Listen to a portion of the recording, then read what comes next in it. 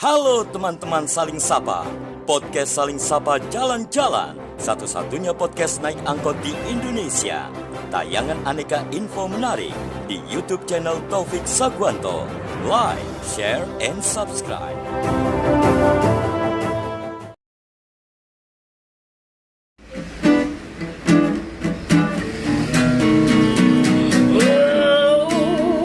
Jangan sedih, jangan muram, berikanlah sebuah senyuman. Ikutlah denganku kawan, podcast Saling Sapa Jalan-Jalan.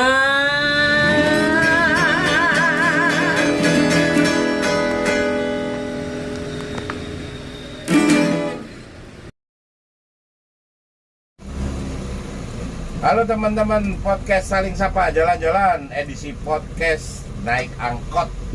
Episode kali ini luar biasa sekali karena saya sukses mendatangkan seorang seniman serba bisa kalau saya nyebutnya begitu.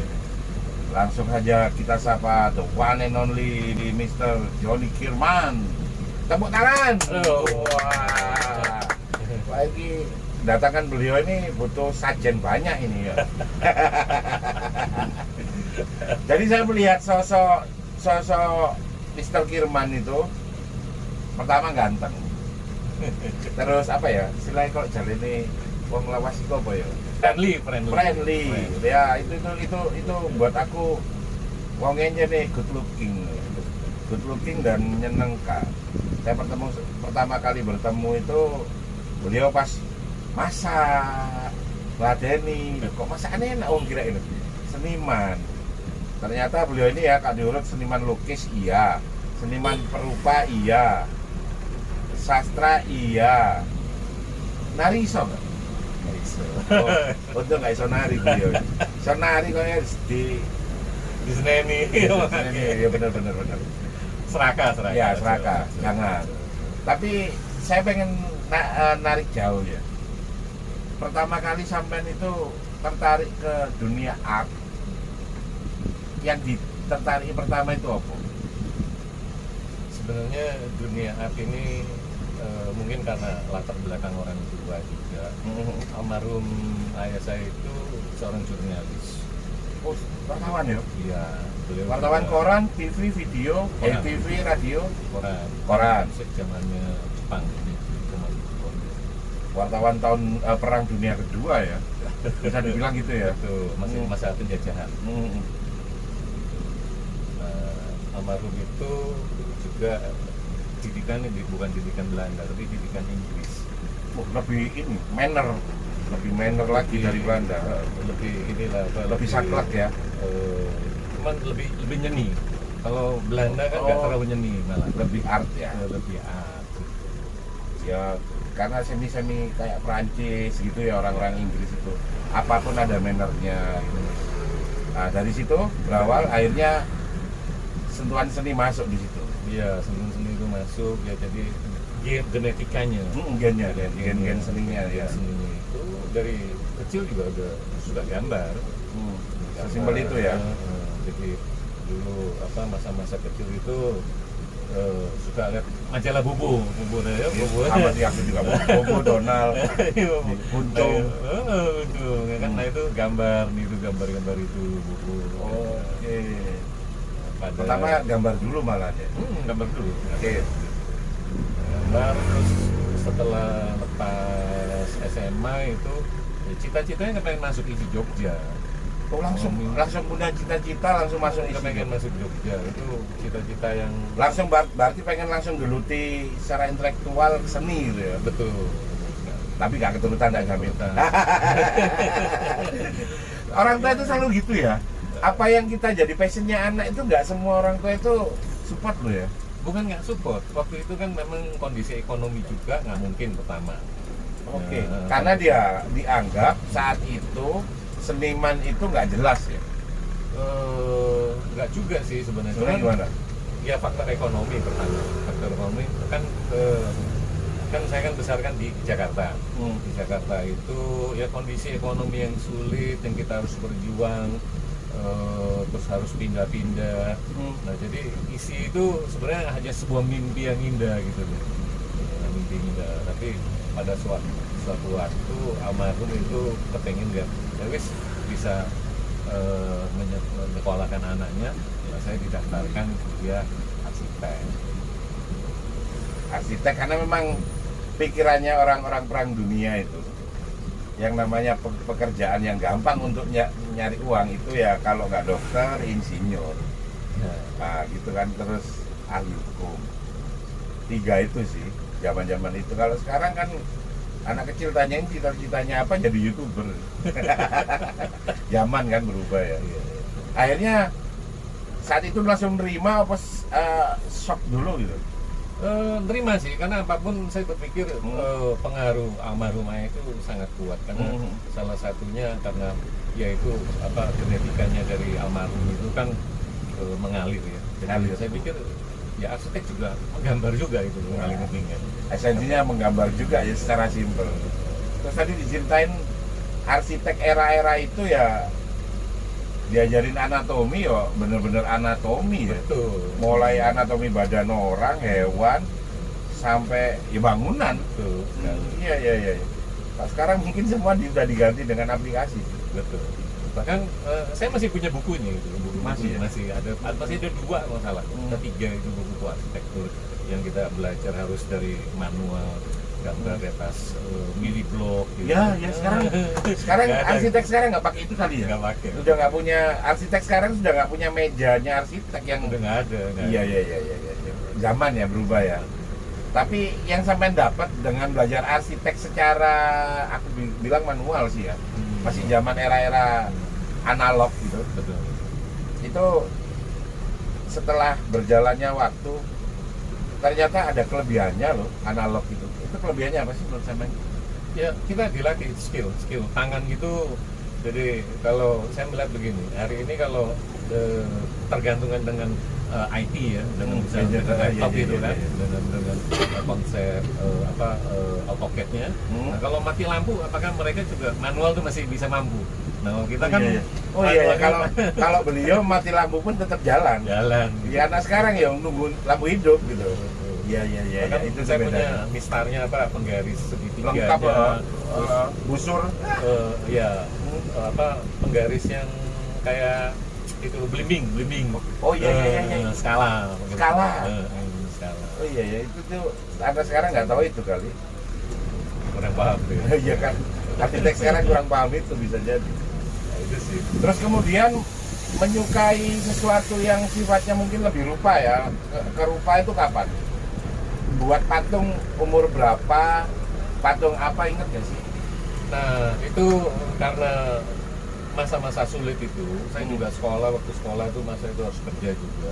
Ada saya ikut nukang, jadi nukang kayu. Jadi awalnya bukan nukang nguli, jadi megangin. Jadi Serius nih? Lu serius. Semester berapa itu? Dari SMA. Nukang dari SMA? Dari SMA, bukan nukang, nguli malah. Wah. Nguli. Oh ganteng nguli. Kenapa nggak pernah mikir jadi model atau apa itu? Sebenarnya itu pernah juga sih kecelakaan. Kita tahun-tahun. Pernah ya jadi model? Enggak sih, cuman punya fashion. Oh fashion. Punya batik lah gitu. Berarti desain busana pun bisa sebenarnya kan? Pernah dilakoni. Wah hebat tuh orang ini. Bahkan nukang pun dilakukan. Aku baru tahu sekarang kalau seorang awal bukan nukang, bukan nguli malah. Iya. Ya nguli bangunan. Buat aku itu apa ya? Profesi yang aslinya butuh okoltok itu yang nggak terlalu banyak mikir sebenarnya. Betul.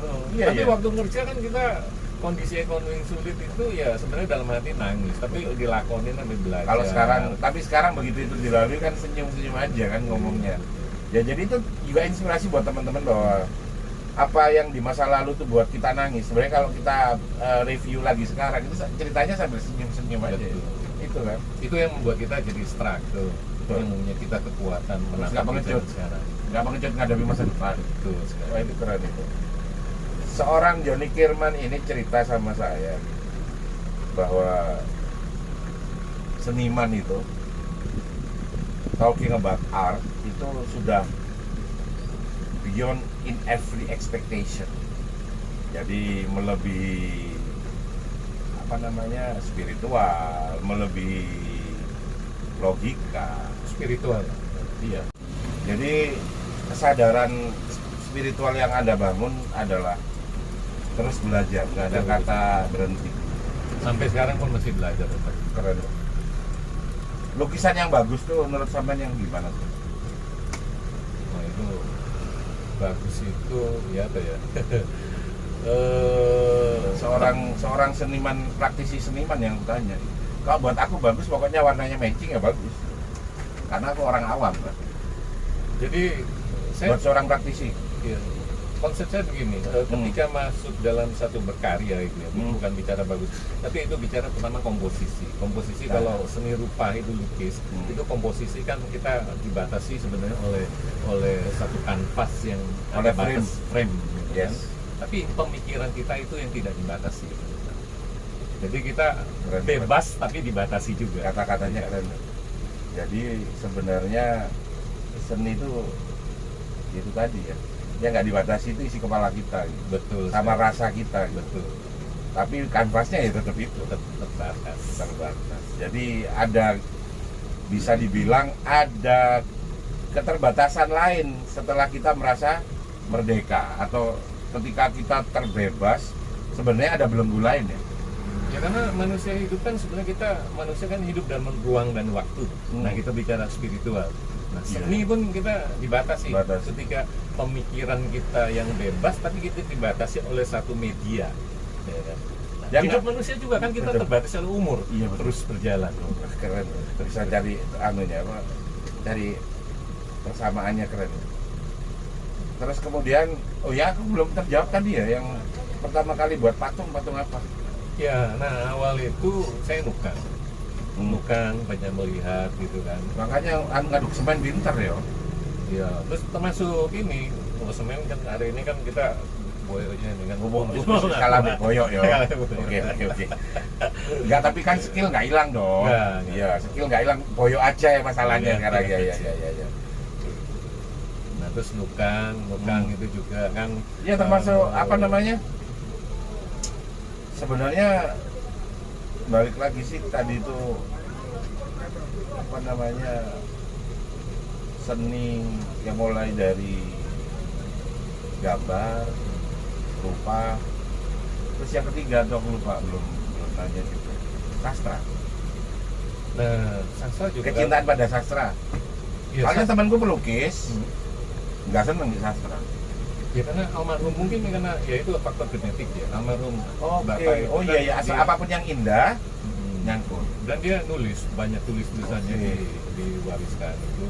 Jadi ya justru saya menulis ya dengan apa ya, jadi ya mungkin karena talenta itu diberikan dari yang di atas Kuat itu. nulis ya berarti ya. Jadi bisa dibilang Mas Joni Firman juga nulis banget ya. Terutama puisi ya, puisi. Pastinya baca puisi tuh ya. Pernah waktu menarik. Nggak nanti suatu saat kita ngomong tentang sastranya ini harus loh kita ngomong itu. Siap. Karena buat aku sempat ngobrol sama Bu Ari Ambarwati itu bahwa sains itu ya sebenarnya sastra itu sendiri. Karena bagaimana mau nyampein sains kalau dia nggak bisa sastra? Karena dia nggak bisa berkata-kata karena dasarnya semuanya adalah sastra. Masuk sih buat aku. Terus kemudian sampai ngerasa pada saat apa gitu ketika Anda merasa bahwa I'm happy, aku lengkap atau aku udah ada yang tercukupi dari hidupku itu ketika apa? Kalau bicara tercukupi, manusia tidak akan pernah dicukupi. Tidak akan pernah merasa cukup. Tidak akan merasa cukup. Tapi at least pas happy deh.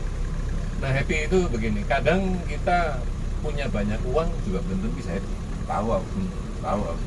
Justru happy itu kadang saat tertekan pada klimaksnya itu bisa melahirkan karya. Wah itu kayak semacam kita orgasme. Yes. Klimaks ya. Klimaks. Pasti anti klimaks itu kan ya.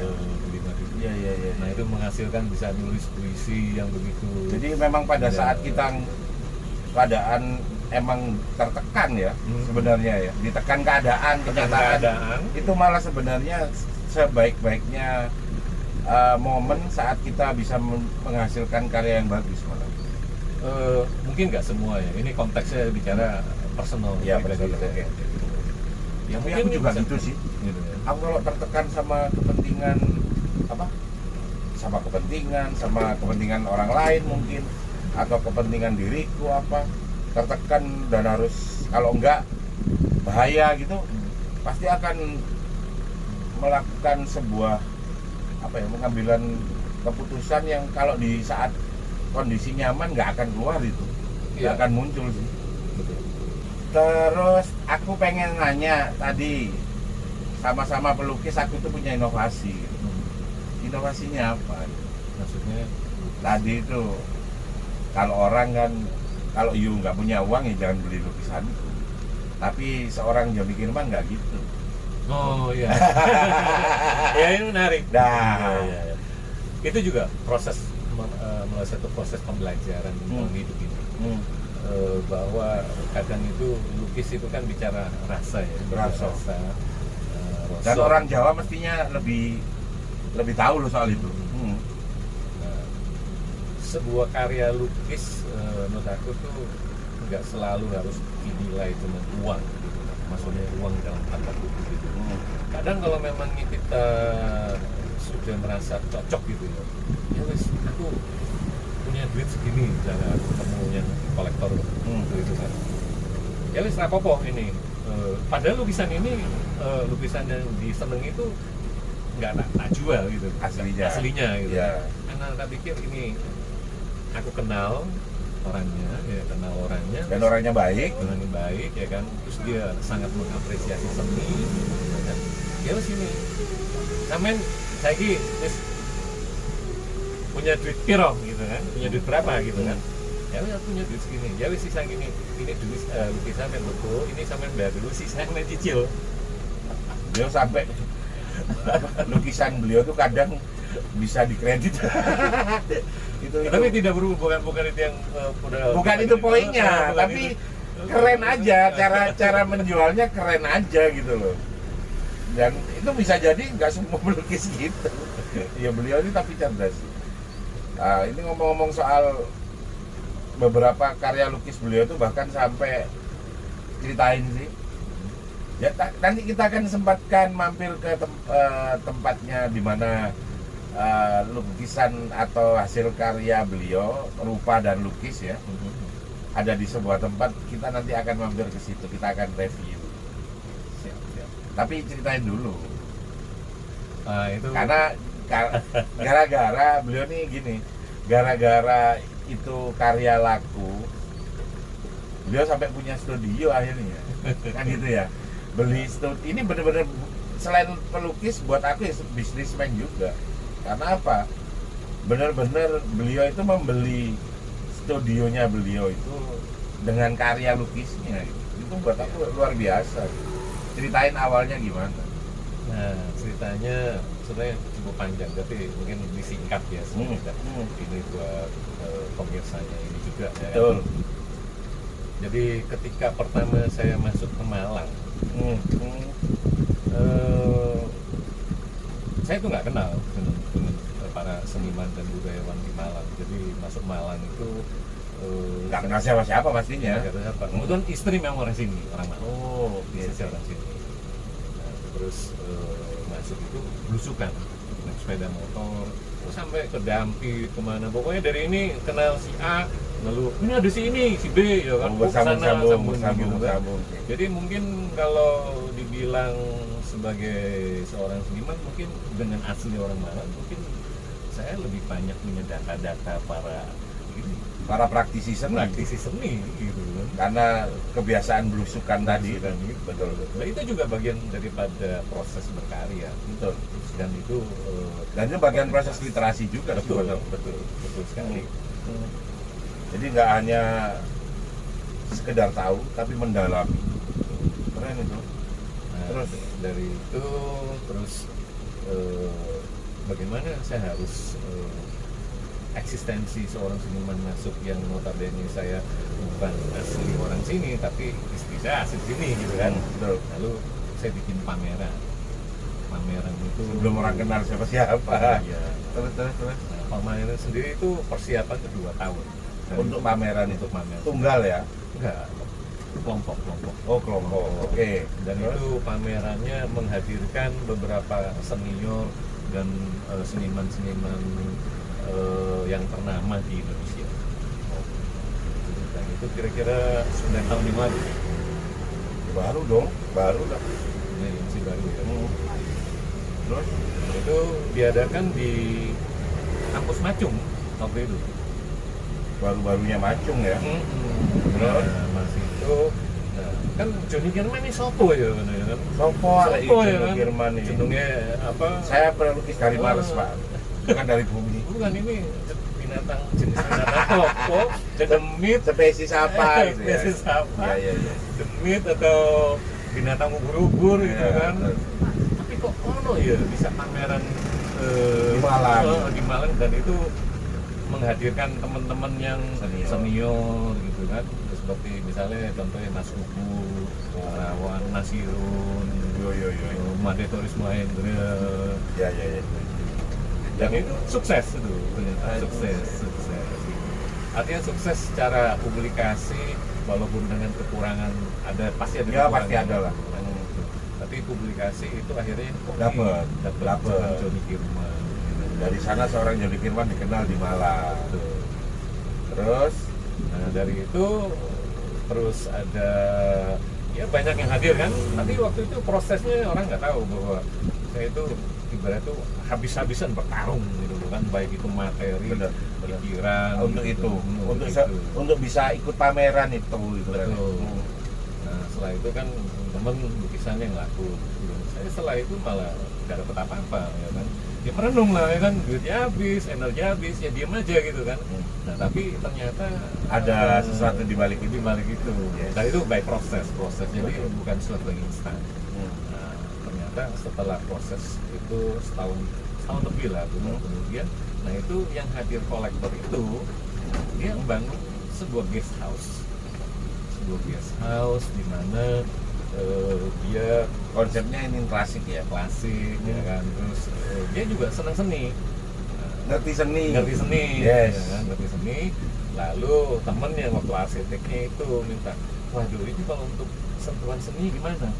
Karena dikenal dari pameran itu, saya datang diminta untuk ini jadi sebagai advisor. Dari orang yang nggak kenal sama sekali, malah dapat kesempatan jadi advisor sebuah bangunan ya. Advisor untuk seninya. Lalu ya ini saya punya batu, punya kayu, bagaimana untuk dibuatkan karya-karya seni gitu kan. Lalu saya bilang, wah tenang, ini memang passion ya, Nah, passionnya kita gitu kan. Lalu ya wis pokoknya ini beres lah gitu kan. Lalu saya rancang ya kan. Sampai jadi ini ya. Jadi. Nanti kita lihat teman-teman kita akan mampir ke sana. Jadi prosesnya ya Dan harganya dari karya tersebut itu langsung bisa nggak hanya cukup untuk ganti uang kanvas ya, tapi ternyata melebihi itu. Bahkan studio seni beliau yang baru itu jadi dapat dari karya itu.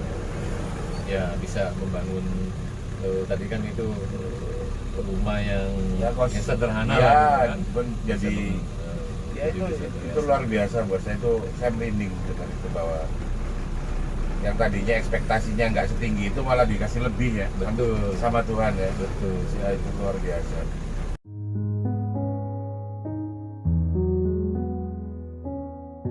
Ini salah satu hotel yang karya-karya yang ada di sini. Nah artistiknya yang dulu yang kita kerjain sama karya patung itu kira-kira 2 ton gitu ya, terus sama kayu ulin utuh itu yang dipahat seperti itu. Dan dalam itu ada konteks lukisannya juga. Dan ini salah satu waktu sebelum pandemi banyak orang Jepang nginep di sini. Kalau nginep tuh sampai kira-kira 6 bulan. Nah akhirnya dari gara-gara ini saya diundang pameran Prisera waktu pas pandemi, pameran di Jepang.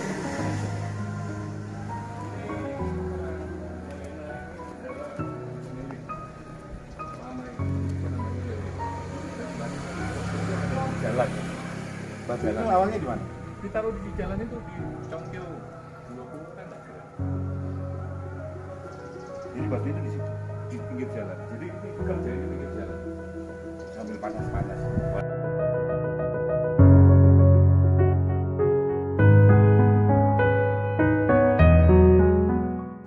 Tiga bulan. Pekerjaannya 3 bulan. 3 bulan. Dari kayu apa ini? Kayu daun. Kayu daun. Kayu Kalimantan yang usianya mungkin Itu satu kayu ya, nggak ada sambungan ya? nggak ada.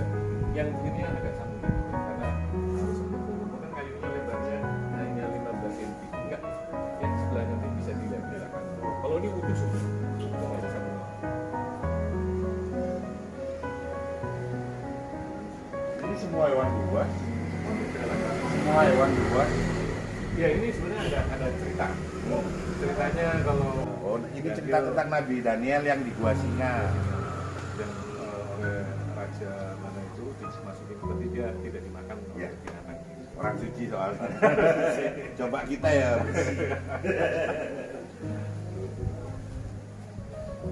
Oh iya iya paham paham. Oh cuma nambah sedikit ini aja ya. Ya ini kelihatan. Ini jadi kelihatan sambungannya. Ini cuma tambah volume aja. Karena dia kan waktu masukin bahkan diikat gitu loh. Di dalam ada lukisan-lukisan dan konsep daripada guest house ini sendiri juga. Masih ya Bu? Lampunya boleh. Nah ini kita konsepkan pendatang ini kan beliau ini juga koleksi-koleksi jati-jati. Nah, ini saya konsep tapi waktu itu teman-teman yang lukis. Ini nggak bisa kembang ya? Ya ini almarhum Mas Andi yang lukis ini. Konsep untuk guest house sendiri. Ini kita pakai jati-jati. Apa aja juga pakai itu? Ini dulu yang atas saya sendiri.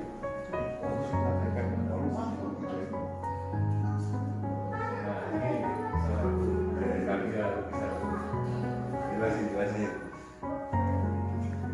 Nah ini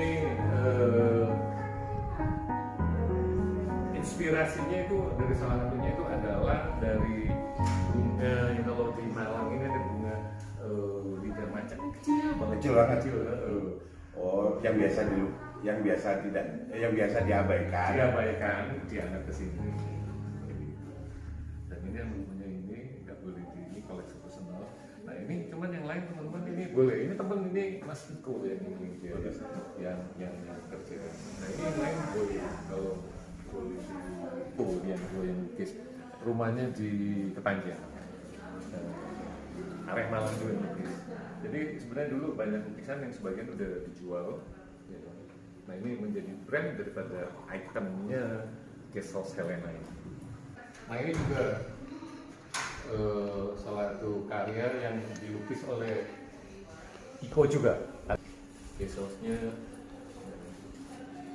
dulu saya jadi advisor di sini untuk artistik, pemain kayu-kayunya, begininya. Iko yang lukis juga. Sama main tadi wayang lukisnya dari batu ini tentang Punakawan. Masih ada. Ayo kita lanjut ke sini. Ini sini.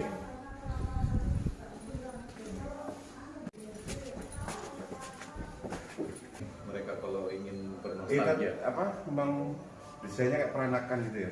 Betul sekali. Nah ini karyanya Harry Pur nih, batu ini, lemon ini, ya. Abstrak. Yang di atas ini memang konsepnya karya dari tema dari kamar, termasuk tema lukisannya kita lebih buat kontemporer. Dulu ada 3 mungkin yang laku. Kayu-kayu jati yang potongan itu, yang bekas cabang-cabangnya itu dipotong-potong di dalam baturan menjadi satu ya desain begitu. Masuk jati yang dipotong-potong dipasang ya, seperti yang tadi itu. Interior, bagian dari interior.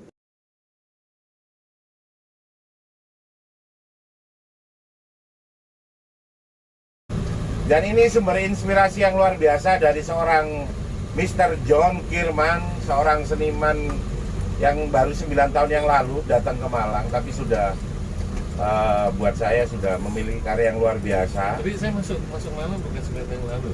Ya, maksudnya masuk sebagai seniman. Betul. Masuk sebagai seniman 9 tahun yang lalu di Malang dan sudah punya karya yang luar biasa buat aku gitu. Anak baru lah anggaplah ya. Betul. Tapi sudah luar biasa dan semoga ini jadi inspirasi.